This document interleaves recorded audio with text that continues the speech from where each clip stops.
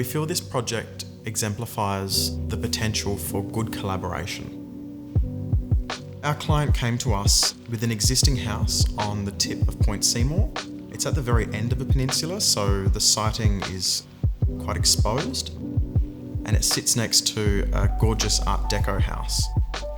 Working closely with the interior designers Hare Klein, the brief was to design a house for a family of 4 that sat confidently but sensitively next to an icon on the harbour. Part of the design was about sequencing the experience of views. From the street it was about privacy and sculptural forms, but then when you walk through the house, the views slowly unfold and they become quite epic. So you see quite a distinction between both sides.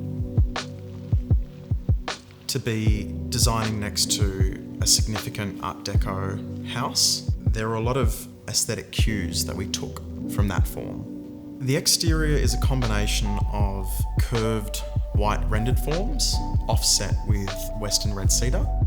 We wanted to introduce quite a lot of timber to the project. Hare Klein thought tongue and groove could play an amazing role in pulling that aesthetic from the exterior inside to a dramatic internal staircase. I remember the first time I saw the set of drawings for this staircase. It's really the heart of this particular project. It's the hero. It draws everything in the space together. Piecing it together was really the challenge. The tongue and groove products contribute to the beauty of this space by adding a natural warmth and a textural variation. The Argento European oak is such a beautiful colour and texture to use on this particular style of staircase.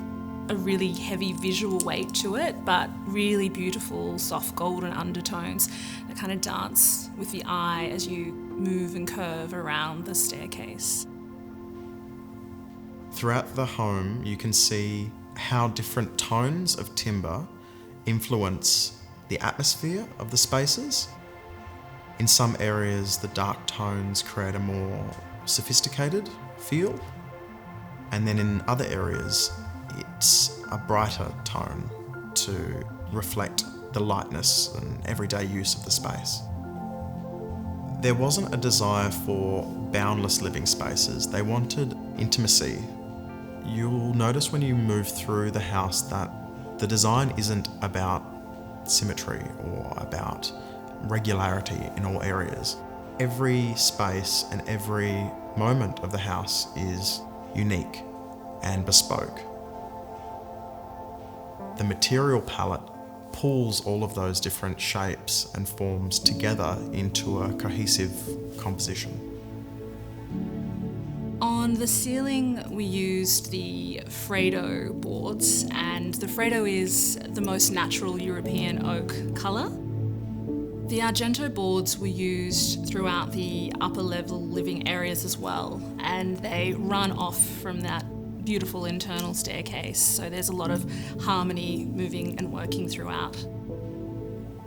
So the house on all floors opens itself up to the water.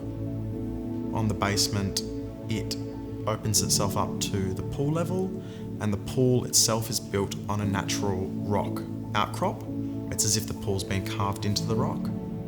There's a responsibility for the landscape to soften and layer the exterior aesthetic of the house.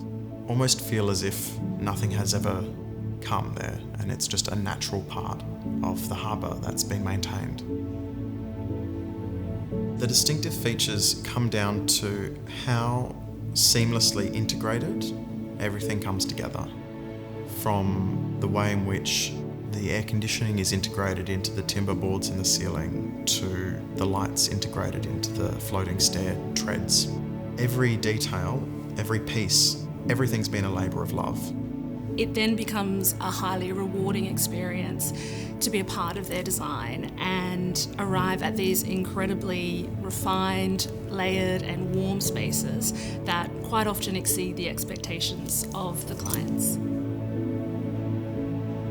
The Peninsula House is strong but sensitive. It's receptive to its environment, but it stands proud on the peninsula. It's refined and it reflects our client's lifestyle.